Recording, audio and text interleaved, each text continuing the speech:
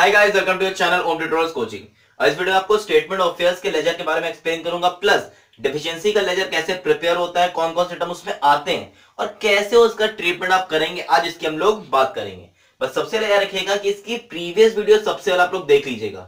उसमें आपको मैंने इन दोनों का बिल्कुल एक रफ फॉर्मेट बताया था कि लायबिलिटी में कौन कौन से टर्म्स आएंगे, एसेट में कौन कौन से टर्म्स आते हैं, लिस्ट ए में क्या आता है, लिस्ट बी में क्या आता है। कि जब मैं आपको यहाँ पे क्वेश्चन कराऊंगा तो आपको ये पहले से पता होना चाहिए कि लिस्ट ए में जब मैं बोल रहा हूं तो लिस्ट ए में कौन से टर्म आता है, अनसिक्योर्ड आता है या कौन से क्रेडिटर्स आते हैं, एसेट में कौन से टर्म्स आएंगे और उसमें भी अंदर कौन कौन से टर्म आएंगे। तो उसका रफली एक पूरी डिटेल्स आपको प्रीवियस वीडियो में बताई थी। तो प्लीज जिन लोगों ने इसकी प्रीवियस वीडियो नहीं देखी है तो सबसे पहले 38 वीडियो देख लीजिए ताकि आपको बिल्कुल बेसिक क्लियर हो जाए। और तब उसके बाद आज मैं आपको क्वेश्चन कराने वाला हूं, फिर आप उसके बाद देखिएगा तो आपके लॉजिक और अच्छे से क्या होंगे, क्लियर हो जाएंगे। कि पूरा चैप्टर आपका सिर्फ इस एक लेजर पे डिपेंड है। अगर आपको स्टेटमेंट ऑफ अफेयर्स का बेसिक आ जाएगा तो अपनी बुक के आप कोई भी क्वेश्चंस कर लेंगे कि बहुत वैरायटी इसमें है, बहुत सारे टर्म्स हैं। तो मुझे अगर बेसिक आता है तो ये क्वेश्चन आप एग्जाम में कर सकते हैं। तो मेरी कोशिश रहेगी कि आज इस वीडियो में आपको बिल्कुल बेसिक फंडा में एक्सप्लेन करूंगा कि आपको स्टेटमेंट ऑफ अफेयर्स के कौन कौन टर्म्स आते हैं, कैसे उसको आप प्रिपेयर करेंगे, वो सारे लॉजिक्स आज यहाँ पे एक्सप्लेन करते हैं। तो आइए स्टार्ट करते हैं इसी साथ इस वीडियो को।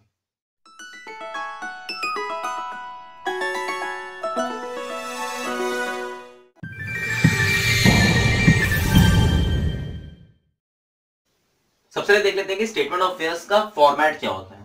ठीक है, यहां सबसे लेफ्ट साइड आप लिखेंगे ग्रॉस लायबिलिटी, फिर जो भी आपकी लायबिलिटीज होंगी जो आपको प्रीवियस वीडियो में बताया था कि लिस्ट ए लिस्ट बी में था, जो भी आपके क्रेडिटर्स होते हैं वो आप यहां पे रिकॉर्ड करेंगे। फिर एक्सपेक्टेड टू रैंक, कितना उनको पे करना है, एसेट्स और एक्सपेक्टेड टू प्रोड्यूस, तो एसेट को बेच के कितने पैसे आपको रिसीव होंगे वो आप यहां पे रिकॉर्ड करेंगे। अब देखिए सबसे पहले तो मैं क्वेश्चन आपके लिए रीड करता हूं और फिर एक एक करके आपको एक्सप्लेन करूंगा कि इस क्वेश्चन का ट्रीटमेंट कैसे आप इस फॉर्मेट में करेंगे।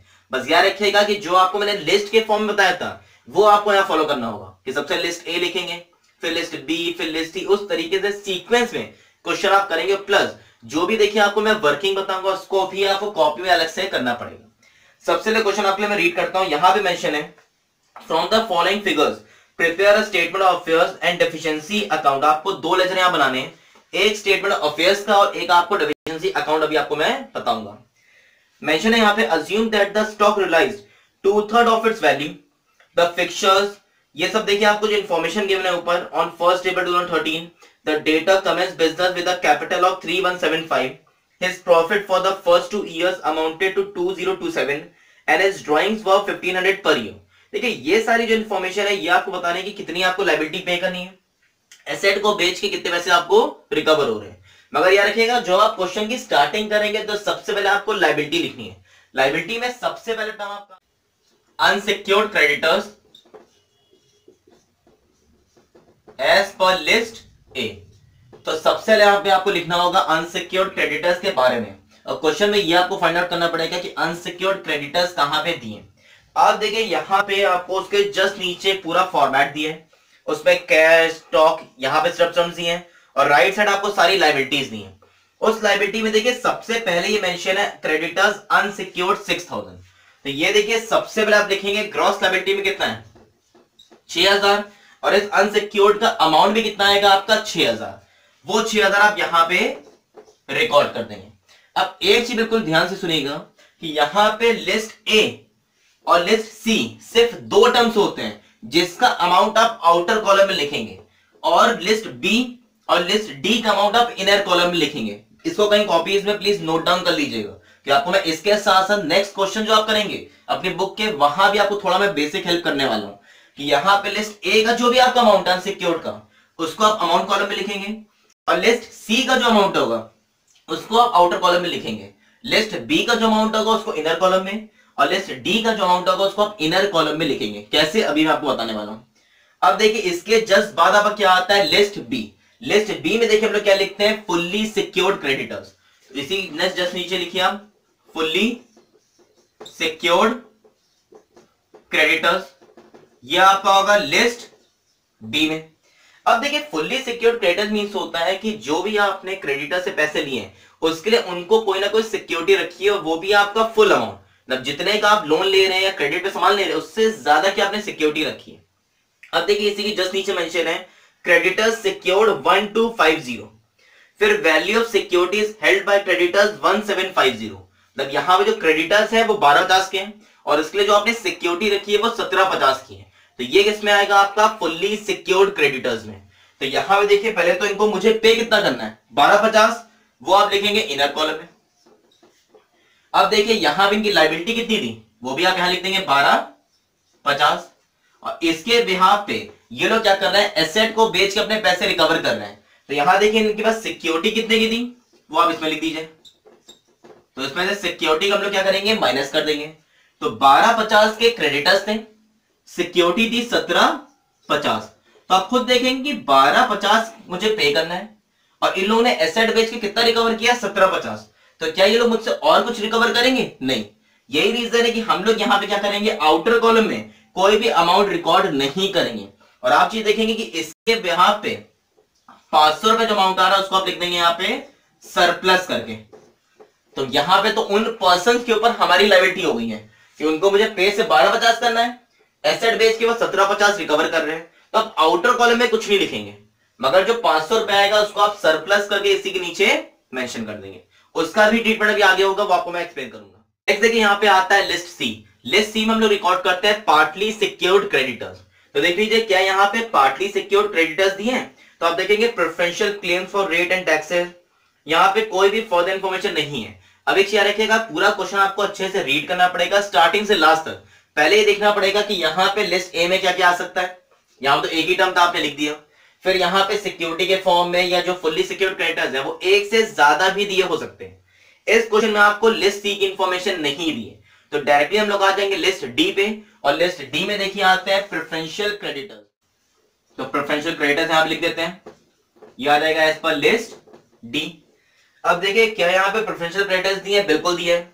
यहाँ पे लास्ट में मेंशन है preferential claim for rate and taxes 95। तो क्वेश्चन के देखिए राइट में सारी आपको लायबिलिटी दी थी, यहाँ लेफ्ट साइड लिख दीजिए 95। अब देखिए यहां पे एक चीज और देख लीजिएगा, क्वेश्चन के स्टार्टिंग में क्या आपको ये मेंशन है किस स्टेट के बारे में?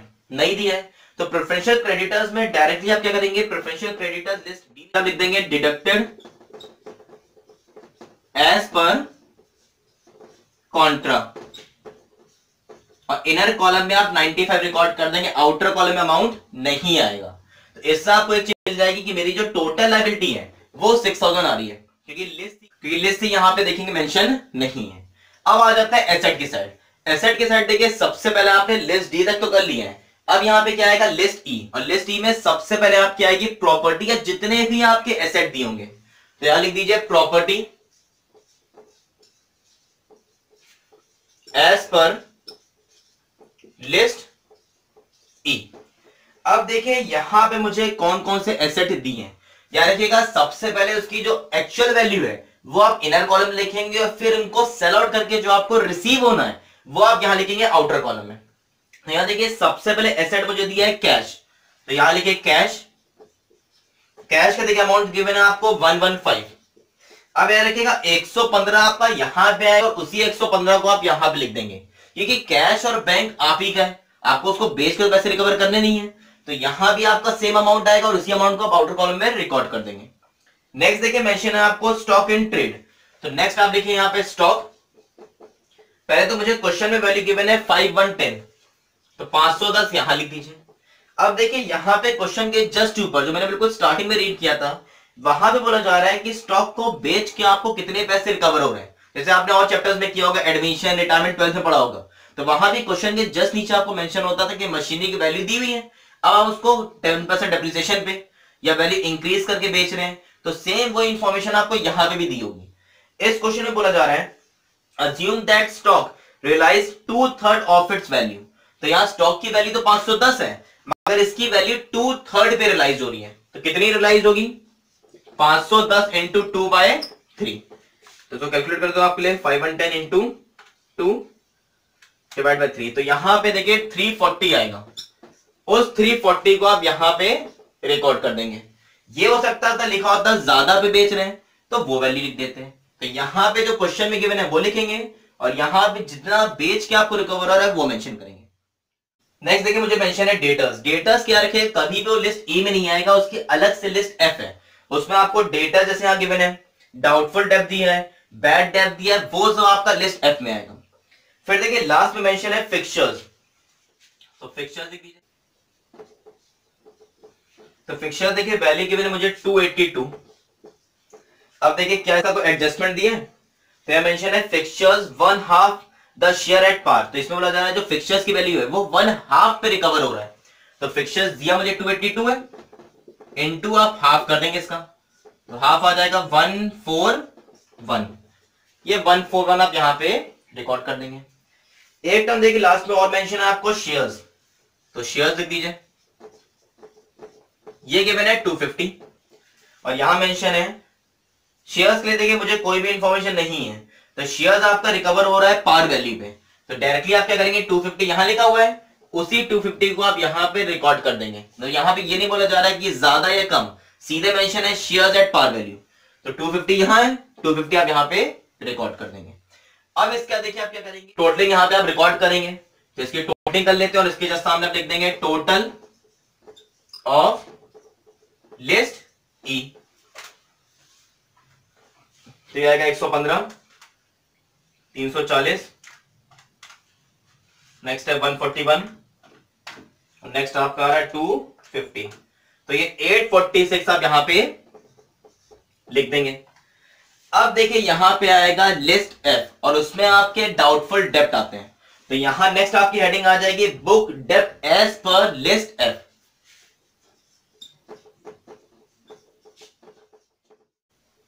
एज पर लिस्ट एफ, और इसको 3 पार्ट्स में आप डिवाइड कर दीजिए। सबसे पहले लिखिए यहां पे गुड, डाउटफुल और लास्ट में आ जाएगा आपका बैड। क्वेश्चन में भी देखेंगे 30 पार्ट्स में ही आपको दिया हुआ है। सबसे पहले दिखा हुआ है डेटर्स गुड 3490। देखिए गुड का मीन्स होता है कि जो भी डेटर्स का अमाउंट है वो मतलब क्या होता है कि आपने क्रेडिट पर इन सब पर्सन को सामान सेल आउट किया है, अब इससे आपको पेमेंट रिकवर होगा। तो जिन पर्सन के आगे गुड लिखा होता है उसका मतलब है कि वो पर्सन आपको पैसे दे देंगे। तो यहां पे जो क्वेश्चन में आपको 3490 है, इसको सीधे आप अमाउंट कॉलम लिख देंगे 3490। ये एक्सपेक्टेड है कि इतना पेमेंट आपको मिल जाएगा। फिर देखिए डाउटफुल में लिखा है 900 रुपए, वो 900 आप यहां पे लिखेंगे। अब देखिए क्या क्वेश्चन में इनसे रिलेटेड कोई इंफॉर्मेशन है, बिल्कुल दी है। यहां पे आपको मेंशन है डाउटफुल डेब्ट 1/3, मींस ये जो 900 है इसमें से इतनी कंडीशन है कि आपको 1/3 एटलीस्ट रिकवर हो जाएगा। तो 900 का 1/3 होता है 300 रुपए, ये आप यहां पे लिख देंगे। फिर देखिए बैड में मेंशन है 750, तो बैड का मीन्स होता है कि ये पर्सन अब आपको पैसे नहीं देंगे, तो इसलिए 750 आप इनर कॉलम में ही लिखेंगे। तो इतना करने के बाद देखिए नेक्स्ट आपको यहां पे करना होता है लिस्ट जी लिखते हैं। लिस्ट एफ तो खत्म हो गया, लिस्ट जी में देखिए बेसिकली आपका आता है बिल्स ऑफ एक्सचेंज या उस टाइप की कोई सिक्योरिटी हो। यहां क्वेश्चन में देख लीजिए क्या बिल्स ऑफ एक्सचेंज ऐसी कोई सिक्योरिटी दी है, तो क्वेश्चन में आप देखिए कोई भी बिल्स ऑफ एक्सचेंज ऐसी कोई सिक्योरिटी नहीं दी थी।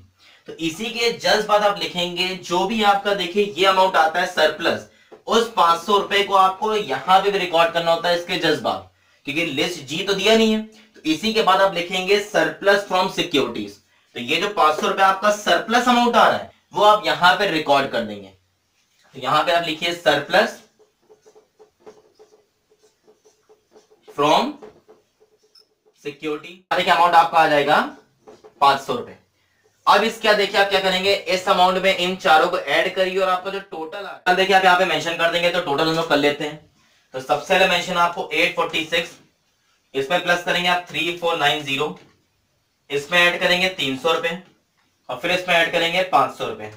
तो यहां देखिए अमाउंट आपका आ जाएगा 5136। अब यार देखिए इतना करने के बाद इसमें एक टर्म आपका माइनस होता है, जो आपका ये अमाउंट आ रहा है 95, ये आपको इन पर्सन को पे करना है। मेरे पास पैसे तो थे नहीं, तो इस 95 को आप इसमें से क्या करेंगे माइनस कर देंगे। 95 क्यों आ रहा है, क्योंकि जो भी आपको देखिए एज पर लिस्ट डी दिया होगा उसको आपको यहां पे सब्ट्रैक्ट करना होगा। तो यहां पे हम लोग लिख देते हैं deduct preferential creditors as per contra. तो देखिए कितना अमाउंट आ रहा है 95, वो 95 है यहां पे रिकॉर्ड कर देंगे और अब इसमें से इसको माइनस करिए और यहां पे आपका जो अमाउंट आएगा वो आप रिकॉर्ड कर देंगे। तो अब देख लेते हैं यहां पे अमाउंट कितना आएगा। तो 5136 में से माइनस कर देते हैं 95 को, तो ये आपका आ जाएगा 5041। अब देखिए लास्ट में एक स्टेप करना है, इस साइड का टोटल आपका 6000 है, अब उसमें से आपने यहां पे टोटल कितना किया 5041, दोनों साइड की जो भी बैलेंस फिगर होगी वो आप रिकॉर्ड करेंगे डेफिशिएंसी में। तो लास्ट में यहां पे एक और टर्म आपका आएगा deficiency as per list H, और जो भी आपकी बैलेंस फिगर है वो यहां पे रिकॉर्ड कर देंगे। तो डेफिशिएंसी में हमेशा आपकी बैलेंस फिगर आती है, तो लेफ्ट साइड का टोटल आप देखेंगे कितना आ रहा है 6000, उसमें से 5041 को आप माइनस कर दीजिए, तो यहां पे 6000 में से 5041 माइनस कर दीजिए, तो डेफिशिएंसी में आपका आ जाएगा 959, और इसका यूज होगा अभी जब हम लोग बनाएंगे डेफिशिएंसी का लेजर, तो वहां पे इसका ट्रीटमेंट आपको करना होगा। अब देखिए इस क्वेश्चन को मैं आपको शॉर्ट में फिर से बता देता हूं, थोड़ा आपको कंफ्यूज अभी कर रहा होगा। तो यहां सबसे पहले आपको लिस्ट पता होनी चाहिए कि लिस्ट ए बी, यहां पे सब लिस्ट में आता क्या है, उसके लिए आप प्रीवियस वीडियो पर देखिए। यहां पे लिस्ट ए में आप रिकॉर्ड करेंगे जो भी आपके अनसिक्योर्ड क्रेडिटर जिसपे कोई भी आपने सिक्योरिटी नहीं रखी है, वो यहां पे आउटर कॉलम में आ जाएगा, 1 2 3 जो भी दियो। लिस्ट बी में आपके आते हैं फुल्ली सिक्योर्ड क्रेडिटर्स। मुझे कैसे पता चलेगा कि फुल्ली सिक्योर्ड क्रेडिटर्स है, तो देखिए मैंने जो सिक्योरिटी रखी है वो 2000 की है, और मैंने जो क्रेडिटर्स के हैं वो 1500 के दिए, तो 2000 ज्यादा है 1500 कम है, इसका मतलब है वो किसमें आएगा आपका फुल्ली सिक्योर्ड क्रेडिटर्स में, और उसका जो भी आपकी बैलेंस फिगर होगी उसको आप यहां पे रिकॉर्ड कर देंगे सरप्लस के नाम से, कि उसका ट्रीटमेंट हम लोग को यहां पे लास्ट में करना होगा।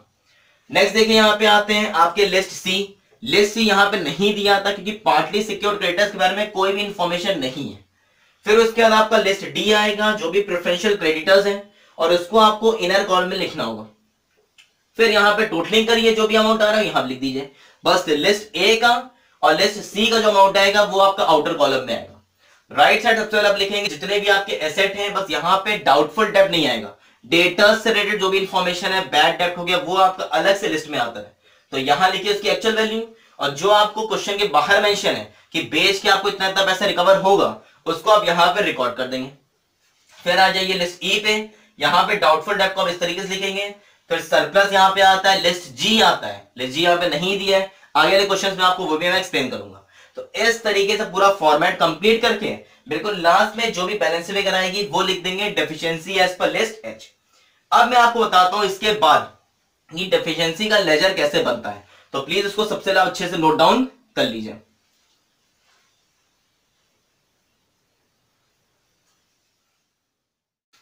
अब देख लीजिए यहां पे डेफिशिएंसी का लेजर आप कैसे प्रिपेयर करेंगे। बस एक क्या रखिएगा, कहीं से भी अगर आपको कोई इनकम रिसीव हो रही है ये इसके लेफ्ट साइड आएगा, और कहीं भी आपको पेमेंट करना है वो सब कहां रिकॉर्ड होगा आपका राइट साइड। अब देखिए इसी का मैंने आपको रफली फॉर्मेट प्रीवियस वीडियो में बताया भी था कि लेफ्ट साइड आपकी कैपिटल आती है, या जैसे अगर आपके एसेट ज्यादा है लायबिलिटी कम है तो वो सब कहां रिकॉर्ड होगा आपका लेफ्ट साइड। तो यहां देखिए स्टार्टिंग में आपको मेंशन है कैपिटल 3175, जिससे पर्सन बिजनेस स्टार्ट कर रहे हैं, तो वो कैपिटल आप यहां पे लिख देंगे, तो यह आपका आ जाएगा 3175। अब इसके बाद देखिए आपको यहां पे his profit for the first 2 years amounting to 2027, तो आपको 2 साल का यहां प्रॉफिट दिया है, ये प्रॉफिट भी आपका इसी साइड आ जाएगा, यह आपको आ रहा है 2027। फिर देखिए यहां पे कोई और फर्दर इंफॉर्मेशन है, तो यहां पे देखिए आपको मेंशन है एसेट्स, देखिए आपको दिए, ड्राइंग्स दी हुई है, ड्राइंग्स आपका देखिए राइट साइड आता है, तो ड्राइंग्स एक चीज रखिएगा, मेंशन है हिज ड्राइंग्स वर 1500 पर ईयर, एक साल की ड्राइंग आपको 1500 दी है, और यहां पे जो आपको इंफॉर्मेशन दी है वो 3 साल की है, क्योंकि ये देखिए यहां मेंशन है his profit for the first 2 years, 2 साल का प्रॉफिट कितना आपका 2027, और करंट ईयर का आप बना रहे हैं, तो यहां जो भी आपकी ड्राइंग्स होगी उसको आप राइट में लिखेंगे, और ये आपका आ जाएगा 1500 पर ईयर है, इसको आप 3 से मल्टीप्लाई कर देंगे, तो ये आपका आ जाएगा 4500। तो ये अपने कॉपीज में भी नोट डाउन कर लीजिएगा कि यहां पे मेंशन है कि प्रॉफिट आपको फर्स्ट 2 years का दिया है, और ड्राइंग्स यहां पे आप हर साल विड्रॉ कर रहे हैं, तो यहां टोटल ड्राइंग्स कितने महीने की होगी, पहले 2 साल प्लस करंट ईयर, ये जब कंपनी आपकी इंस्टॉलमेंट हो रही है, टोटल ड्राइंग्स कितने साल की हो जाएंगे, 3 साल की, वो आप राइट में रिकॉर्ड कर देंगे। फिर देखिए यहां पे आपको ये चेक करना पड़ेगा कि जो भी आपको यहां एसेट देखे उसमें कहां पे पैसे आपको ज्यादा मिल रहे हैं, तो आप यहां लिखेंगे, पैसे कम मिल रहे हैं तो राइट साइड आ जाएगा। तो आप देखिए यहां पे कुछ भी रिकवर नहीं है, यहां देखिए स्टॉक की वैल्यू तो 510 है, मगर मुझे रिकवर 340 हो रहा है। तो यहां देखेंगे बैलेंस कम रिकवर हो रहा है, तो ये आपका आ जाएगा 510 माइनस 340। तो यहां देखिए आपको 170 कम रिकवर हो रहा है, तो ये आपका राइट में आ जाएगा लॉसेस करके। अब देखिए लॉस पहले किस में आएगा आपका स्टॉक में, तो यहां लिखिए स्टॉक कितना मुझे कम रिकवर हो रहा है 170, उस 170 को लिख दीजिए। नेक्स्ट देखिए फिक्चर्स, तो ये भी देखेंगे यहां ज्यादा है यहां पे कम है, तो 140 में आपको कम रिकवर हो रहा है, तो यहां फिक्चर्स लिख दीजिए, ये 141 आ जाएगा। फिर देखेंगे शेयर्स में आपको पूरा अमाउंट रिकवर हो रहा है, तो इसकी टोटलिंग करके हम लोग देखते हैं आउटर कॉलम में, तो 170 प्लस 141। इस तरीके से देखिए आपको ढूंढना पड़ेगा क्वेश्चन वाइज कि क्या आपको इस टाइप के टर्म्स दिए हैं या कोई और फर्दर लॉस दिया है, कोई फर्दर लायबिलिटी दी है, तो उसका ट्रीटमेंट आपको यहां पे करना होगा। अब देख लीजिए यहां पे एक इंफॉर्मेशन और आती है, जो भी आपका डेफिशिएंसी होता है उसको भी आप कहां लिखेंगे, लेफ्ट साइड। तो यहां लिखेंगे आप डेफिशिएंसी एज पर जो आपकी लिस्ट एच है, तो यहां देखिए अमाउंट आपका 959 आ रहा है, उसको भी आप लेफ्ट साइड रिकॉर्ड कर देंगे। इसके अलावा देखिए यहां पे और क्या आ सकता है, अगर कोई भी आपके एसेट ज्यादा होते हैं और लायबिलिटी कम होती तो उसको भी आप लेफ्ट साइड रिकॉर्ड करते हैं। तो आप देखेंगे यहां पे एसेट आपके कोई इंफॉर्मेशन नहीं दी है कि एसेट ज्यादा है लायबिलिटी कम है, या लायबिलिटी ज्यादा एसेट कम है, तो इसलिए लेफ्ट साइड आपके और कोई टर्म यहां पे रिकॉर्ड नहीं होंगे। राइट साइड के लिए देख लेते हैं, तो यहां देखिए एक टर्म आपको और आएगा बैड डेब्ट का। तो बैड डेब्ट देखिए जब 3 पार्ट्स में होता है उसको अच्छे से आप याद भी कर सकते हैं कि बैड डेब्ट देखिए पहला तो गुड हो गया, दूसरा डाउटफुल है तो 900 रुपए है, और इसमें से मुझे 300 रिकवर हो रहा है, मतलब 600 रिकवर नहीं हुआ, तो डाउटफुल डेब्ट कितना बचा है 600 रुपए। बैड में आपका 750 हो गया जो आपको रिकवर ही नहीं होगा, तो आप देखेंगे यहां पे मुझे 1350 क्या हो रहा है, लॉस हो रहा है। तो बैड डेब्ट का लॉस कितना है 1350। तो और भी कोई लॉसेज होंगे तो ये भी आप कहां लिखेंगे, राइट साइड। तो यहां लिखे बैड डेब्ट और यहां पे 1350 आप आउटर कॉलम में रिकॉर्ड कर देंगे। तो इस तक का देखिए पूरा क्वेश्चन आपको अच्छे से खंगालना पड़ेगा कि कहां से लॉसेज हो रहे हैं, कहां से इनकम हो रही है, वो आप यहाँ पे रिकॉर्ड करेंगे। क्वेश्चन में इस क्वेश्चन ये इंक्रीज हो सकता है, बहुत सारे टर्म आपको मिल सकते हैं, बस आपको इसका कॉन्सेप्ट आता है तब आप इसके क्वेश्चन कर पाएंगे। अब देखिए यहाँ पे कोई फर्दर इंफॉर्मेशन नहीं है, तो लास्ट में मैं इसकी टोटलिंग करूंगा, और डेफिशिएंसी की टोटलिंग हमेशा क्या होती है, बैलेंस होती है, इसमें कोई भी डिफरेंस नहीं आएगा। तो लेफ्ट साइड देख लेते हैं, यहाँ पे आ रहा है 3175, उसमें ऐड कर दीजिए 2027 959, तो ये आपका आ रहा है 6161।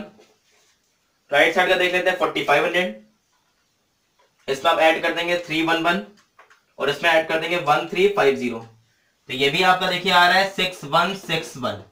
तो आप देखेंगे कि यहाँ पे एक साइड पे अगर आप कमांड कर लेंगे क्या मुझे ये चीज मिल गई है, तो आराम से मैं टोटलिंग कर लूंगा। तो राइट साइड अगर कुछ कम भी आ रहा है तो आप इसको फाइंड आउट कर सकते हैं।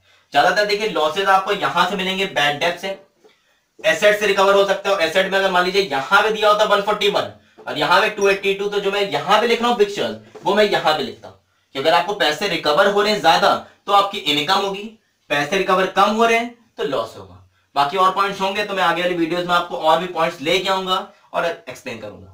तो अब आपको थोड़ा फंडा क्लियर हो गया होगा कि स्टेटमेंट ऑफ अफेयर्स कैसे बनता है, कैसे आप डेफिशिएंसी अकाउंट बनाएंगे और क्या उसकी फंक्शनिंग होती है, बेसिक पॉइंट। अगर आपको ये आता है तो अपनी बुक के आप क्वेश्चन अटेम्प्ट कर सकते हैं, और ये नहीं आता है तो एग्जाम में आप इंसॉल्वेंसी नहीं कर पाएंगे, कि वहां पे आपको स्टेटमेंट ऑफ अफेयर्स और डेफिशिएंसी से रिलेटेड ही क्वेश्चन आएगा। तो आई होप आपको थोड़ा फंडा क्लियर हो गया होगा कि बेसिक कैसे आप क्वेश्चन करेंगे। मेरी जो नेक्स्ट वीडियो होगी उसमें आपको मैं इसी से रिलेटेड एक और क्वेश्चन कराऊंगा और नए टर्म्स लेके आऊंगा। अगर आपको वीडियो पसंद आ रही है, कॉन्सेप्ट कुछ क्लियर हो रहा है और लग रहा है कि मुझे समझ में आ रहा है, और अभी तक आपने चैनल सब्सक्राइब नहीं किया तो प्लीज सबसे पहले चैनल सब्सक्राइब करिए, प्लस बेल का आइकन दबाइए, और अगर आपको वीडियो पसंद आ रही है तो लाइक करना ना भूलिएगा। तो मिलते हैं अब नेक्स्ट टाइम पे एक नई वीडियो के साथ। Thank you.